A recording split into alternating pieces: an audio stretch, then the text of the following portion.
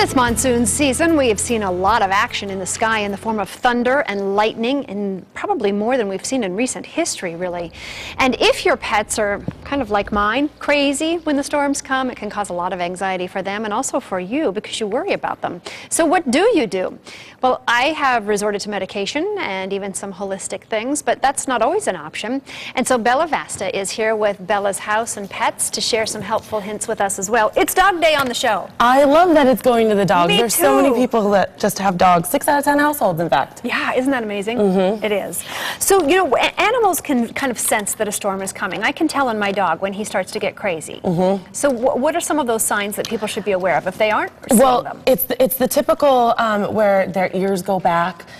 They get like very cowardly. Their tail goes between their legs. You kind of see them looking for maybe your legs or the my walls. Bed. Yeah, something where they can feel secure up against. He tries to climb under my bed a lot, so they get really panicky and kind of want to hide. Mm-hmm. So what are some things that we should be doing then when we start to see a thunderstorm or a monsoon coming our way? Right. Well, there's lots of different thoughts about it, Connie. I really like the fact of the positive reinforcement. So kind of basically distracting them. Yeah. So let's put the TV on a little bit louder. Let's put, Smart Family up a little louder. Yeah. Let's put the radio up. Let's Time for a Ooga Booga dog dance. Yes. Ooga Booga. You can also do simple things like start playing games with them. Just distract them. Sure. Close the blinds so that they can't see the flashes of lightning everywhere, wondering what's going on. Yeah. Just things like that. Get rid of all the sights and sounds. Right. The best you can. Start to close up the drapes, and that really helps.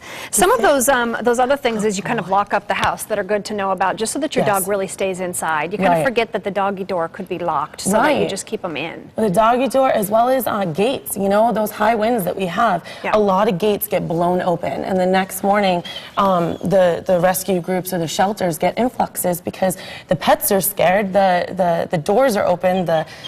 The gates fly open, and then they run around, and it's a panic. Yeah, yeah.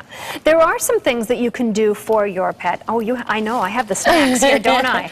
Gee, I thought you just liked me. How about that? Can I give you just a little? Yeah. Oh my goodness, you're so doggone cute. You're just so cute. What are some things that we can do medication-wise for our dogs? Well, I loved that you mentioned the homeopath or the natural stuff. Yeah. There's this great little thing that you can get at Whole Foods or Sprouts. It's called the Bach Flower Remedy, and it's a oil that you can actually put on the insides of the ears, and it helps calm them and relax them. Does it come in a yellow box? Yeah, it's a yellow label. Okay, I have that. It works pretty well. Yeah, it's really great. We put it on the tip of his nose, and it seems to work pretty well. So either way, I guess is good. I always like that, or asking the vet, first, because you don't want to over medicate your dog or get into something you shouldn't be. Yeah, there are, however, medications that if something like that's a little bit milder doesn't work, and I guess we should also say that if you're going to do the oil either in their ears or on their nose, that you usually need to do that about 30 minutes before the storm hits, because they get all ramped up and it's hard to get them back down. Exactly. Just talking from experience. But anyway, you can also do medicine, and obviously the veterinarian would give you some of that. Good idea to kind of test the different doses. I know, like for us, we have a full pill that we can give him, but we usually only give him about a half. Right. So try not to do so much full strength is what you're saying? You know what? Yes, but I always say just ask your vet, because depending on what your dog is and what you need to do, it really depends on that. Okay. Now you also have with you a doggy vest, and tell me a little bit about that. Yeah. He's being so good right now, so I'm not going to try to move him much. Right. But it's called a Thunder shirt. The company says it's 80% effective, and what happens is it's a tight shirt that's wrapped around Rocco right now. Like a little hug. Exactly. Yeah. Exactly. So when it's even a spandex for baby's dogs. scared, it coddles him, and it also presses on certain acupuncture points. Oh, really? Yeah. And so it can be used for any kind of anxiety.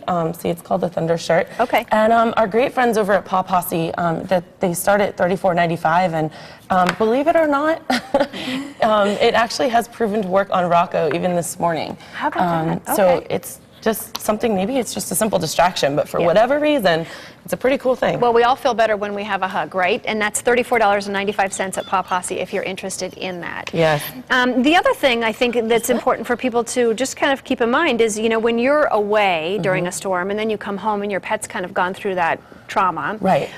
Good idea to kind of check the house and see where he or she is to make sure they're safe. Right, absolutely. And to make sure that they didn't eat anything or start chewing anything or ingest anything. Yeah. That they didn't try to paw through something because they were so scared and trying to get out.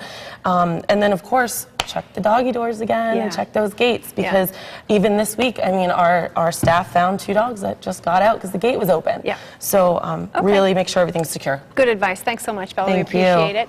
Bella Vasta is with Bella's House and Pet Sitting. I'm going to have to check out that pet sitting. Yeah, it's pretty fun. We're on Facebook too, so come hang out with us there. See you later. He's out. Hey, for more information, you can join us on our Facebook and our website, abc15.com. Click on the Lifestyle tab at the top of the page. You have 3 doggies at home. I do, and I sure do love my dogs, Connie. Well, we wanted to hear from you on this topic, so we asked you about it on our Smart Family 15 Facebook page. Here's what some of you do to keep your pets calm in the storm. Like Vicky Rumford writes, I started by making loud noises while he was happily playing with the water on a nice day. Then, oh, come here, baby. Then, as the storms would move in, I would distract him with some kind of play during loud claps of thunder and bright lightning. I would say yay or some other fun word while playing or training, and then rewarding even the slightest positive behavior. And Eva Gephardt says, all 3 get in bed with me. I turn off the TV and give belly rubs and hugs. And it stinks to be scared if you're an animal or a human. And then Helena Stone says, I like to play them soothing music while they're inside the house while the storm is happening. Ooh, I like that. Yeah, that's a good one, too. Little classical cools everybody down, right? Hey, join the conversation. We're at facebook.com/smartfamily15, and we're reading your comments right now.